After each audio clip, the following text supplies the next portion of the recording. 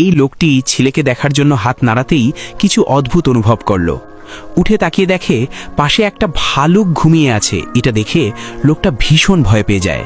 সঙ্গে সঙ্গে সে নিজের ছেলেকে জাগিয়ে তোলে, কিন্তু তারা উঠতেই ছোট ভালুকের মা তাদের দেখে ফেলে এবং দ্রুত তাদের দিকে ছুটে আসে। এটা দেখে লোকটা ভালুকটাকে পাশে ঠেলে দেয় এবং নিজের জিনিসপত্র নিয়ে গাড়িতে উঠে পালাতে শুরু করে, কিন্তু ছোট ভালুকটাও পেছন থেকে গাড়িতে উঠে পড়ে। লোকটা খুব জোরে গাড়ি চালাতে থাকে। কিছু দূর যাওয়ার পর সে দেখতে পায় সামনে একটি জার্মান চেকপোস্ট। এটা দেখে সে ছেলেটাকে লুকোতে বলে, কারণ ছেলেটির পরিচয় ছিল ইহুদি। লোকটা গাড়ি নিয়ে চেকপোস্ট পার হতে চাইলে জার্মান সৈন্যরা তাকে থামিয়ে তার পরিচয় জানতে চায়। লোকটা ইশারায় বোঝায় যে সে একজন সার্কাসের মানুষ, কিন্তু জার্মান সৈন্যদের সন্দেহ হয়, তাই তারা গাড়ির ভেতর তল্লাশি শুরু করে। একজন সৈন্য যখন প্যারাশুট সরায় তখন লুকিয়ে থাকা ইহুদি ছেলেটাকে দেখে ফেলে। লোকটা ভাবে এবার সে ধরা পড়ে যাবে। তখনই সে ব্যারিয়ার ভেঙে গাড়ি নিয়ে পালাতে শুরু করে। জার্মান সৈন্যরাও মোটরসাইকেলে করে তাদের পেছনে ধাওয়া করে এবং থামানোর জন্য গুলি চালাতে থাকে। লোকটা এটা দেখে ছেলেটাকে গাড়ি চালাতে বলে এবং নিজে একটি টায়ার নিয়ে গাড়ির পাশে দাঁড়ায়। সৈন্যরা কাছে এলে সে টায়ার ছুঁড়ে মারে।